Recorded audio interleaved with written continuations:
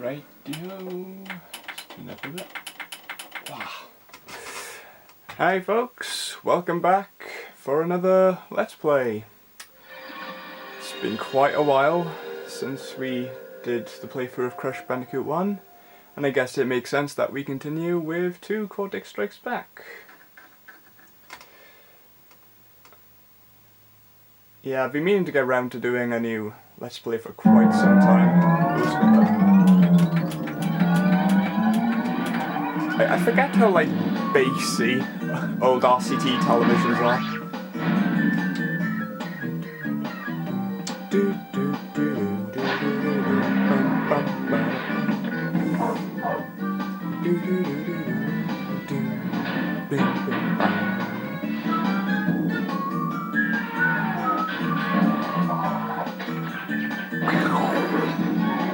Crash Bandicoot 2. Cortex Strikes Back. Press start to begin. Ooh, I'm going to be very contrarian and press X instead of start. Thank you, Aku Aku.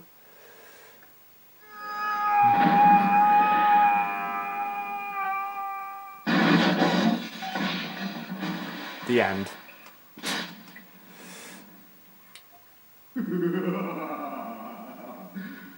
Crystals. Of course. Done!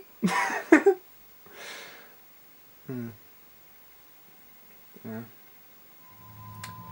But Dr. Cortex, to reach full power, need not only your master crystal, but also the remaining 25 slave crystals from the surface. How do you expect to retrieve them when we don't have any earthbound operatives left? You fool!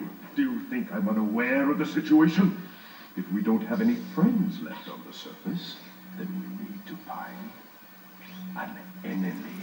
It wasn't until the it's called the Insane Trilogy version of that cutscene that I had a clue what Engine was saying. Crash? Crash? Crash! My battery is fried. Make yourself useful, big brother, and bring an extra battery for me. Okay, so here we go with like the pre-warp room tutorial bit. But like there was like a massive plot hole which they've, even in the Insane Trilogy, they never explained what happened to Tawana and now Crash's little sister. I guess things just didn't work out after the end of the first one. But yeah, so let's get the show on the road. Wow. Boom. Yeah, I remember as a kid and even later on, I always try to find a way to get past the teleportation thing that takes you to the warp room, but I think if you like, debug it and go behind it, there is literally nothing. In fact, if you skip the intro cutscene, it skips this whole bit as well, and you just go straight to the first warp room. That's a little did you know before we get into the main section of the game. Well. If it isn't Crash Bandicoot, welcome. I apologize for the crude means used to bring you here, but I rather expect a written invitation would have been turned down. I need your help. Surrounding you are a series of 5 doors. Through each door lies a well-hidden crystal. The crystals look like this. Bring me the crystals, Crash. That is all I will say for now. We will speak again. Well, yeah, I'm not going to question your motives, I'm just going to get straight into it. Woo! Before this recording I was like contemplating, should I do like a 100% or beyond 100% playthrough of this, and I thought, no, I think that might be a bit excessive, and plus there's loads of like beyond 100% completions of this on YouTube. Although I'd say of all of them, this is actually when I had the most fun 100% in, because like, yeah, there's some very difficult levels, sort of 100%, but it feels, with this game, it just feels a lot more rewarding, and like some of the secrets, like some of the secret levels are ingeniously inbuilt into the level design this time around.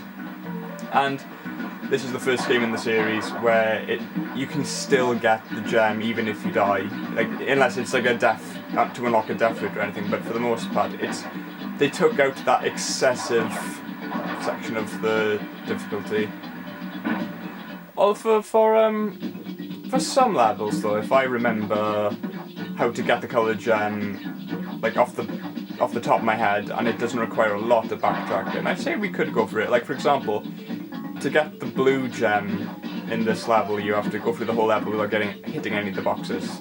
And for the most part, it's quite easy, except for this one bit where there's like a tunnel and loads of boxes at the end that you have to do a very specific slide jump over in order to get through without breaking any of them. But yeah, we might try that now after we just get the regular gem for this level.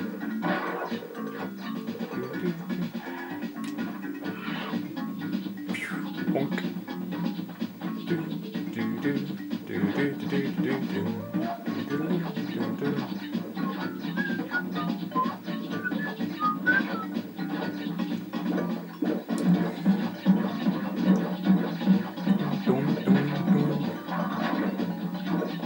Slide jump. Oh, bollocks.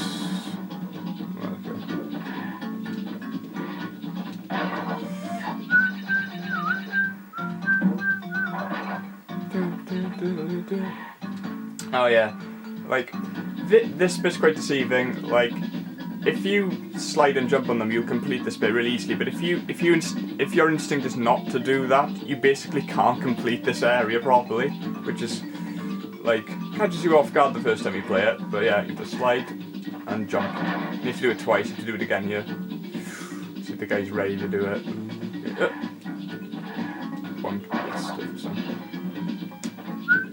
So they bury their head in the sands and they don't come back up.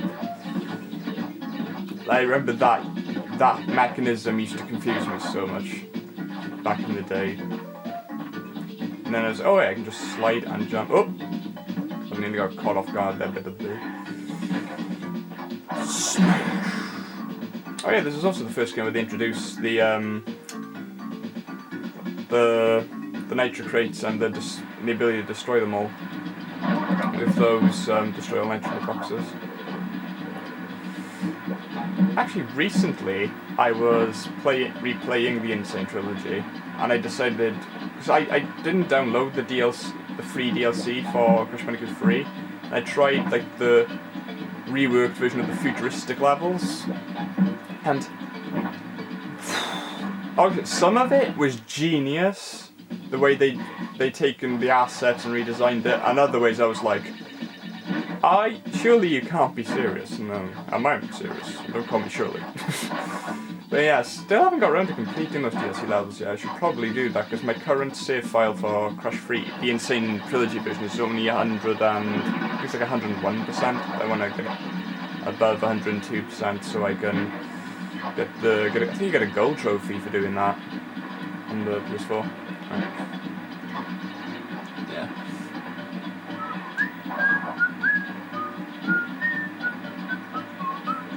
Oh yeah, and this game also has my favourite, of all the original Crash games, this has my favourite soundtrack of all of them. Like, this is the game where like the music was the most melodic.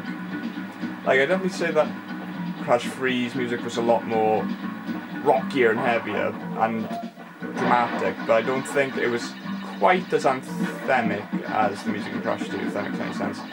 Again, it's definitely a huge improvement over the first game. Not that I don't like the music in the first game, but still. Now there is a way to like glitch around these. If you just slide up here and sort of do an awkward slide maneuver around it. Ooh, oh, I fucked it up. I'll try it again on another pit now. Just spam. Just gotta get out here. You gotta jump it at a very specific point to get the life up there. My circle button is not working now. I was just scared there. So, please don't tire me now, Circle. This controller has lasted me, gosh, almost over 2 decades now, I think. Let's try it again. You just gotta awkwardly sort of slide around it. Bug it up again. I think I'll probably demonstrate that in the level of the pits later on.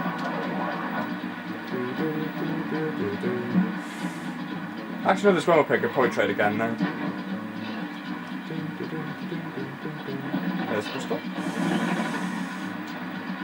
let's try it again now. Boom, yeah, see? That's what it's all about. That's how you skip them. Save you a lot of turmoil. And there we go, there's the standard jump for the level. Way. Now, let's see whose cutscene we get when we come out. Because sometimes you'll get the Embryo cutscene telling you about the gems, and sometimes you'll get Cortex telling you about the crystals. So let's see which one we get.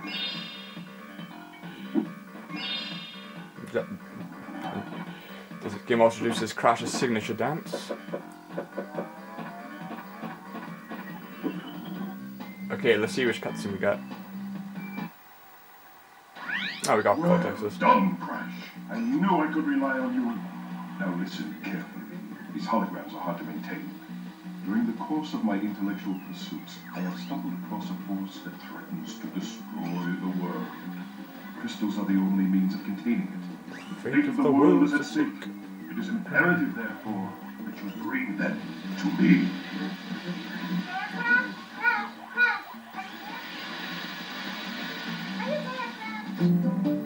Yes, Crash, trust that ominous tone in Cortex's voice. Bring them to me! It's all quite legitimate. Oh, bollocks. It's like the problems we had with the first game all over again.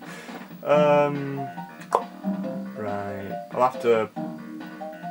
Shit, I don't know. The thing is, because I'm playing this on my PS2 Slim, and it does... All my other PS1 memory cards, it doesn't actually recognise the file formats for the other ones, and I don't want to reformat them to get them to work.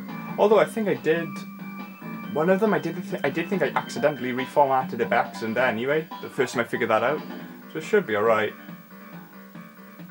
In the meantime, let's just get the blue gem for this level, and I think that actually will trigger the Embryo cutscene. Oh, Embryo.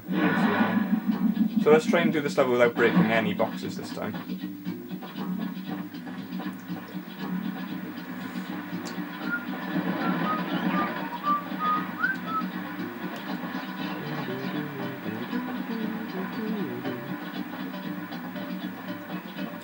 Oh yeah, another thing to note, if you fail to get the crystal the first time round, and like, Cortex will start to get pissed, and then each time you go in and fail to get the crystal, another cutscene will happen where he gets increasingly pissed off.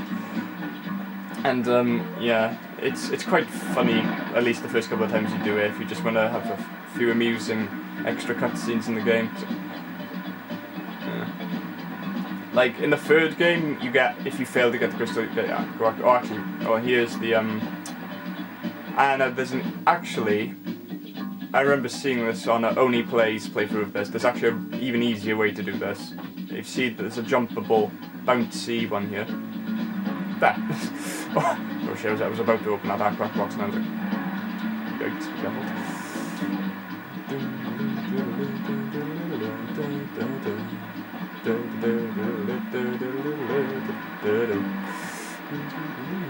Ooh, careful. There we go. Hey, see if we can get all three of them this time. Ah, damn it. I shouldn't have mentioned it, we probably would have got all three of them, but I jinxed it.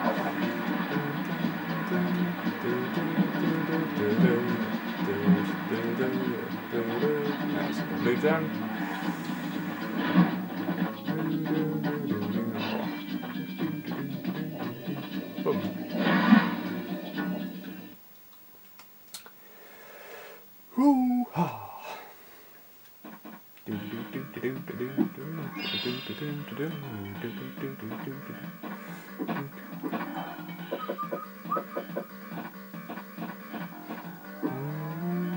Oh, here we go, here's the Embryo cutscene.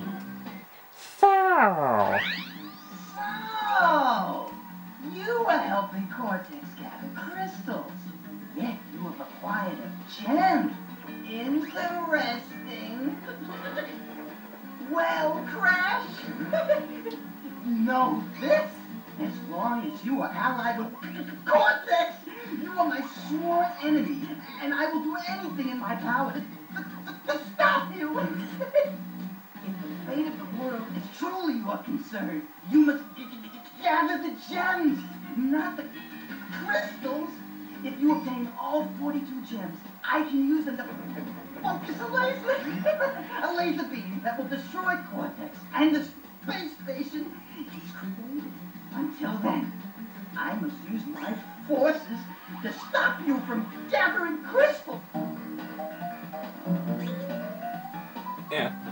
So yeah, at some point between 1 and 2, like Cortex and Embryo must have had a massive fallout as well. And just let's go into Snow Go.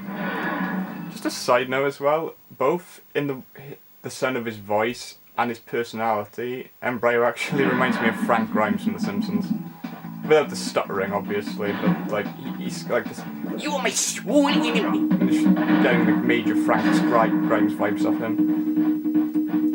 Although Cortex isn't a dumbass. Oh, that would be an interesting alternative universe where it turns out that Cortex is actually a good-intentioned dude who's just not very good.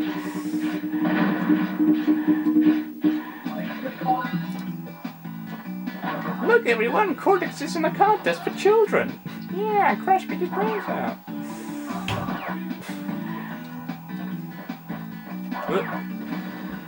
Boom. Didn't expect to hit them all then.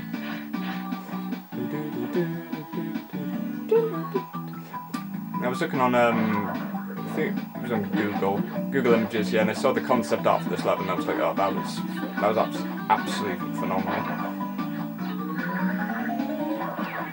My favourite sort of look to these levels is when we're doing the polar levels later on. I think it's like the second or third one where it's got this really lush sort of pink blue finish to the level. It's very aesthetically pleasing. Oh, that used to drive me nuts. It took me quite a few years to realise you have to do a secret like death route to get that red gem. I think from like either the second or third warp room.